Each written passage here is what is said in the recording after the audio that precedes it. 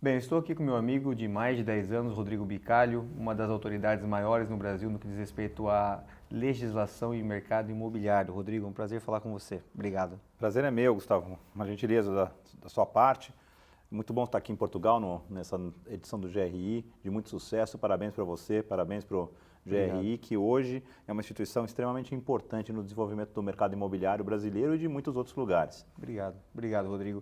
A gente estava 2, 3 semanas atrás em Nova York, agora aqui em Lisboa, e a gente estava tentando entender um pouco quais lições que Manhattan, Nova York, Lisboa consegue trazer um pouco para São Paulo, especialmente num momento tão importante que quando se discute o plano diretor da cidade, né? A gente aqui em Lisboa teve um movimento de gentrificação, né? O valor dos imóveis aqui nas regiões mais importantes subiu muito e ficamos numa situação em que as pessoas acabam sendo expulsas desse centro, né? De que maneira a gente consegue traçar paralelos com a cidade de São Paulo e que lições podem ser aprendidas? Esse movimento tem acontecido aqui em Lisboa realmente.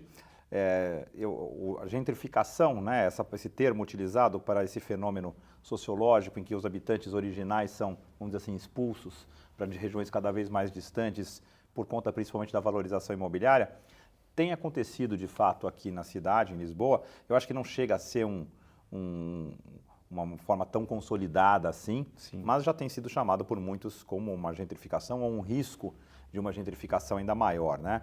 Aqui, a principal razão são os imóveis adquiridos principalmente por estrangeiros, né? Existe uma política em Portugal já há algum tempo, inclusive de incentivos fiscais, incentivo a investimentos aqui no país. O país tem sido muito atrativo não só para brasileiros, mas muitos ingleses, alemães, russos, né? Pessoas de diversos países que chegam com moedas fortes, adquirem propriedades nos principais bairros. Isso tem gerado uma valorização imobiliária, fazendo com que o cidadão, né, original tenha dificuldade de se manter. Sim.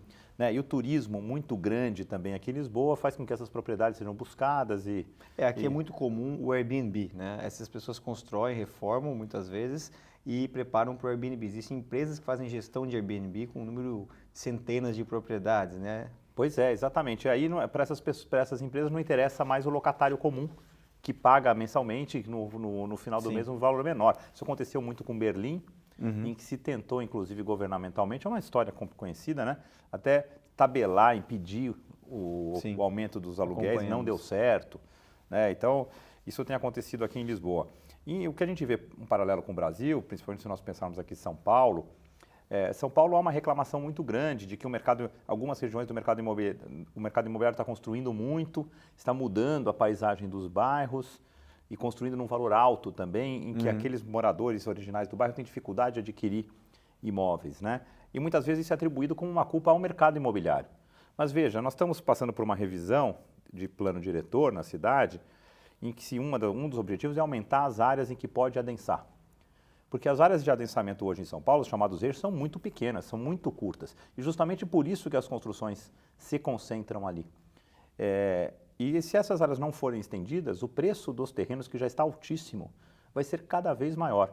Não só o preço do terreno para construir, como também o preço final do apartamento, né? Que é um reflexo do custo do terreno, do custo de material e também da outorga onerosa muito alta, ou do preço de CEPAC, dependendo da região, também extremamente elevado.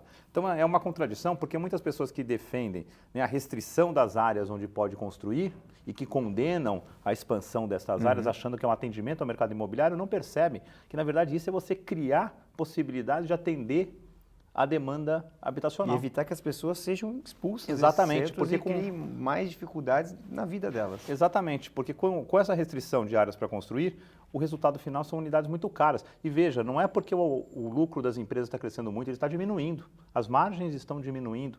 Muitas vezes, terrenos estão sendo comprados, mas são devolvidos, porque não passa na conta da empresa, porque ela tem que vender a 17 mil, 18 mil, 19 mil, e falar que nesse bairro não comporta. Então ela não desenvolve e não pode ir para uma outra região, porque justamente a lei proíbe. Interessante, Rodrigo. E que outras questões você acredita que pode ser feita em São Paulo para prevenir riscos desse tipo?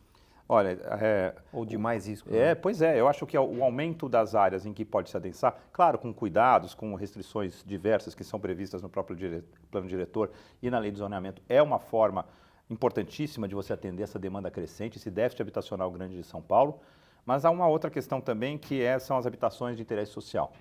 São Paulo tem o plano diretor atual, foi muito bem feito nesse sentido, em permitir incentivos para a construção de habitação de interesse social pela cidade toda, né, não apenas na periferia, o que é muito importante, trazer essas famílias para as áreas que têm infraestrutura.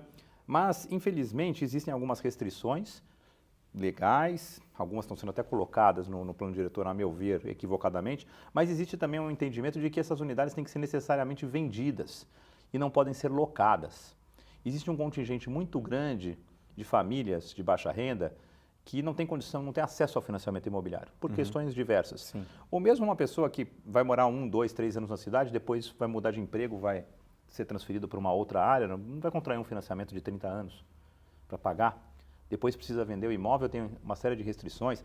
Então, o aluguel, ele permitiria aumentar enormemente o contingente dessas famílias que necessitam de moradia, não precisam ser donas da habitação, necessitam de moradia. Mas para isso tem que quebrar esse preconceito de alguns e a lei permitir esses instrumentos. Mas fiscalizando, é lógico, né? Porque a gente sabe que houve, né, algumas distorções no HIS e HMP em São Paulo, né, para venda para público que não eram as famílias enquadradas, tem que haver a fiscalização, mas tem que permitir o atendimento mais amplo dessa população e trazê-las para todos os lugares da cidade. Rodrigo, eu sei que você está, junto com outros membros do GRI, à frente do comitê jurídico do GRI Club no Brasil. A gente teve uma reunião há poucos dias com o secretário, com o vereador, enfim, com todo o conjunto de stakeholders responsável pela formulação dessa revisão. Você é um otimista para os caminhos que a gente vai ter na cidade? Veja, eu sou otimista com alguma moderação. Na verdade, fazer um plano diretor é algo extremamente complexo e uma revisão de plano diretor também é muito complexa. Sim. São muitas forças, muitos interesses legítimos, claro, que se apresentam e que fazem suas demandas sobre o executivo, sobre o legislativo. Mas eu acho que o resultado, que nunca é o ideal, eu acho que é mais um passo para frente, se o texto ficar parecido com esse que nós temos, que flexibiliza um pouco a questão de vagas, sem haver uma liberação, que equaciona melhor a questão do tamanho dos apartamentos, reconhecendo que esse enorme número de apartamentos pequenos, que os empreendedores nem querem lançar, mas são obrigados por conta de uma lei equivocada. Eu acho que essa questão está melhorando. Tem vários pontos positivos, né? A questão da alocação do HIS é importante que fique. Nem tudo a gente consegue, claro, é uma composição, endereçar da forma que seria mais adequada. Agora, é importante que seja feita essa revisão, né? Existem tentativas até judiciais de barrar isso mais uma vez. Isso é um prejuízo enorme para a cidade, né? O importante é que a gente caminhe para frente. Acho que o ponto importante é entender que a população, no fim das contas, é a que mais sofre com essa situação. Que se não for ajustada, no fim das contas, vai estourar para a pessoa que tem menos condição de morar perto do seu trabalho, que vai sofrer mais com o trânsito e vai ser mais expulsa do centro por falta de condições de oferecer um produto que caiba no bolso dela. Não, é exatamente isso. Na verdade, quando você faz um plano diretor, você acerta em muitas coisas e algumas coisas erra. Claro. É uma lei muito complexa. Após vários anos de vigência, a revisão existe para que esses equívocos sejam identificados e corrigidos. Perfeito. Né? Não se pode manter eternamente algo que não está funcionando. É uma grande pena essa oposição, mas eu sou, como eu disse, eu sou otimista e acho que algumas coisas vão melhorar sim.